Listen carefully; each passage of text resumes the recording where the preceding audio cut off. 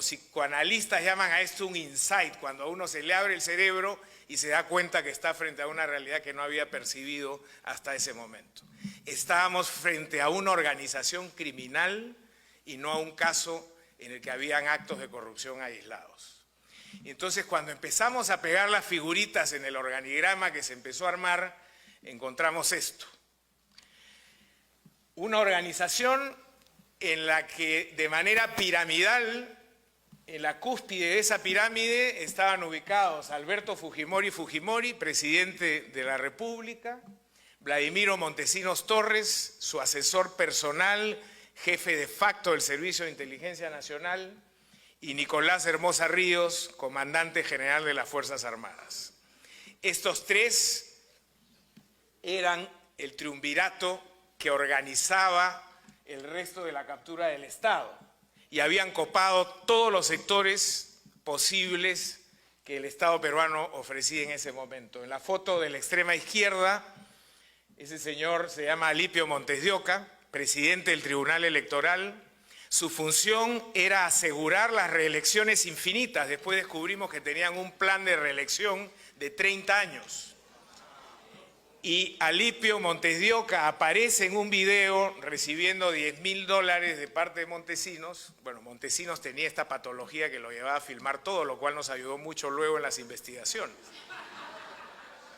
Y ahí Montesinos le dice, mira, Alipito, se llamaba Alipio, pero decía Alipito, vas a recibir $10.000 mensuales adicionales a tu sueldo para que tú te encargues de que las reelecciones siempre sean posibles y que los candidatos de la oposición no puedan prosperar. Ese fue básicamente el objetivo perseguido desde el ámbito electoral. Este señor y dos magistrados más del Tribunal Electoral, asalariados por Montesinos, básicamente se encargaron de hacer posibles los fraudes electorales sin sobresaltos para la organización. Este señor hoy está condenado a 10 años de prisión, conjuntamente con los otros dos vocales que hicieron posible esta circunstancia. El personaje que está a su lado es Alejandro Rodríguez Medrano, magistrado de la Corte Suprema, presidente de facto del Poder Judicial, que era quien llevaba a los otros magistrados al Servicio de Inteligencia Nacional para hacer posible el control del Poder Judicial. Cualquier parecido con la realidad es pura ficción, por favor.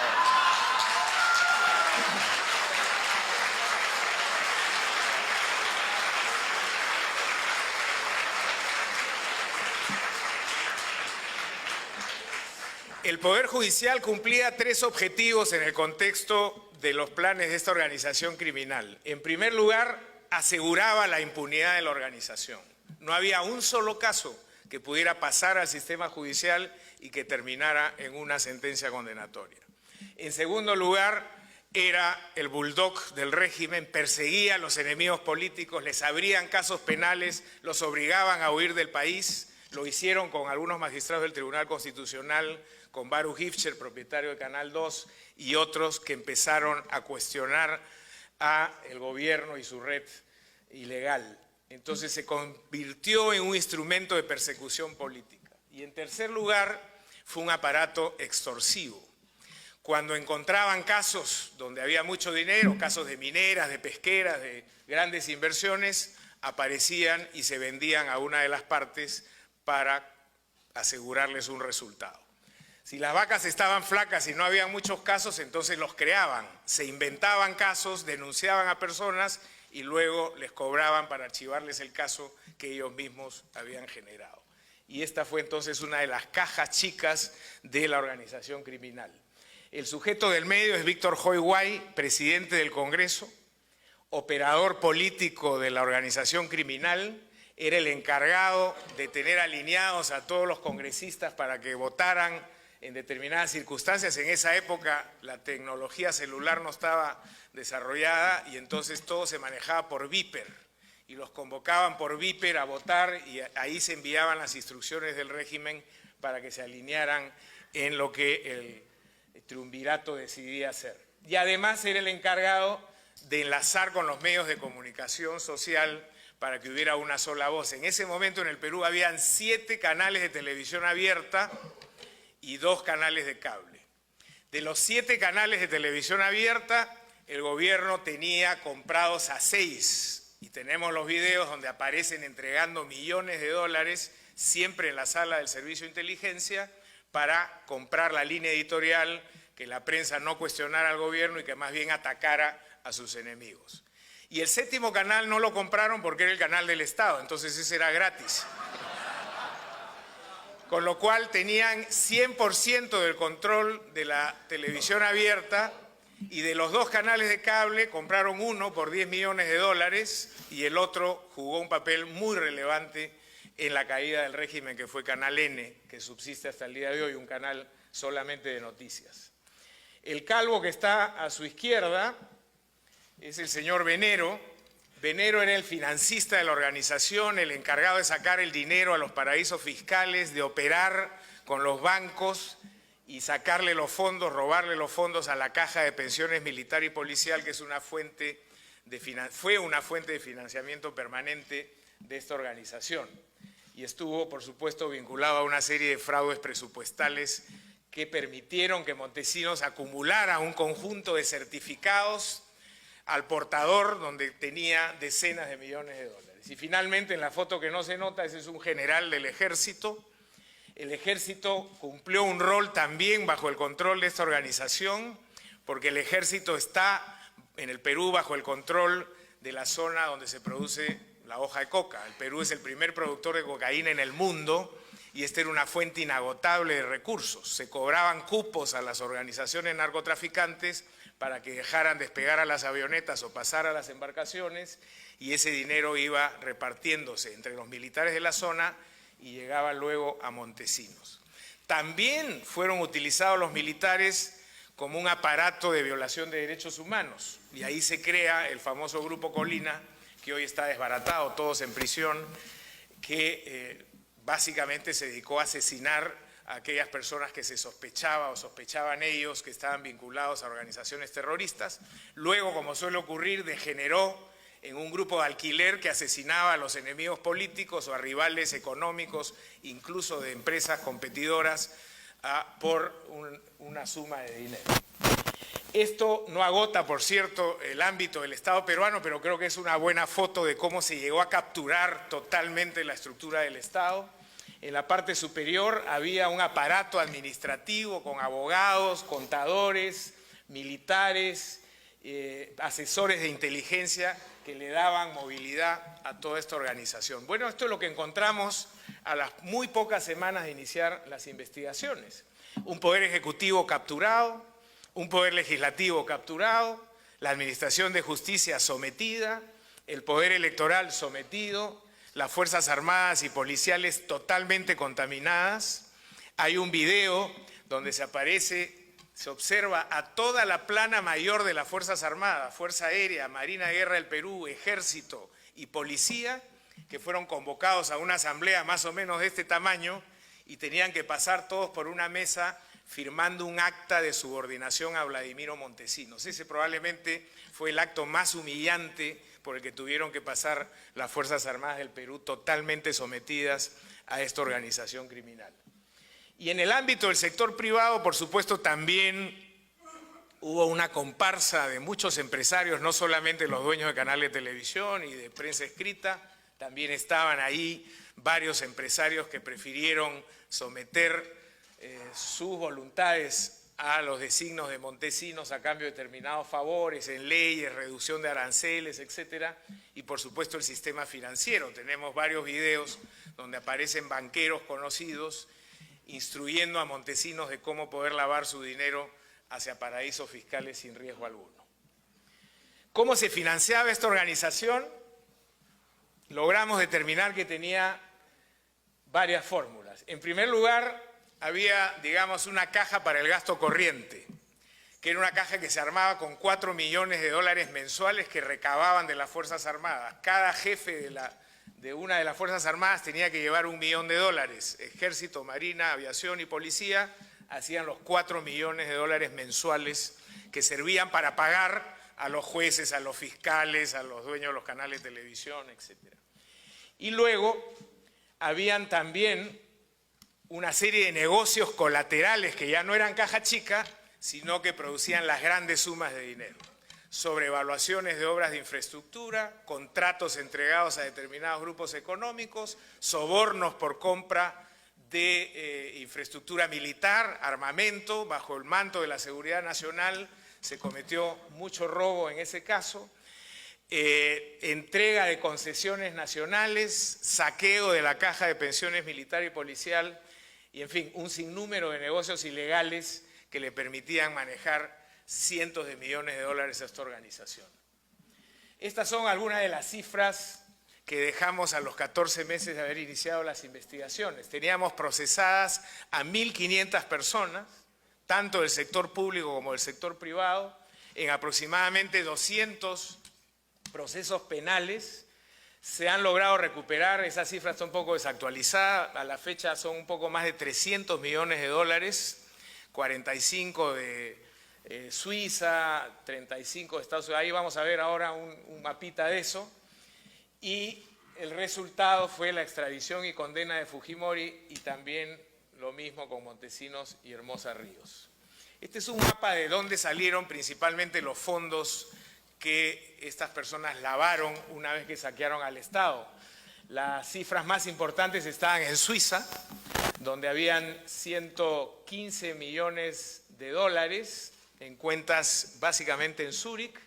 En Estados Unidos 23 millones de dólares que luego subieron a 40, en México 2 millones de dólares, en Gran Caimán 70 y luego aparecieron algunos dólares en Liechtenstein, algunos pasaron por Panamá y otros llegaron hasta Nueva York. Entonces hubo una dispersión en el lavado del dinero que fue materia de saqueo en el Estado peruano. Este es lo que yo llamo la galería de nuestros presos notables. Más o menos el 10% de los investigados terminaron en prisión, no es una cifra exagerada, nadie nos puede acusar de haber realizado una cacería de brujas o haber hecho esto por motivación política.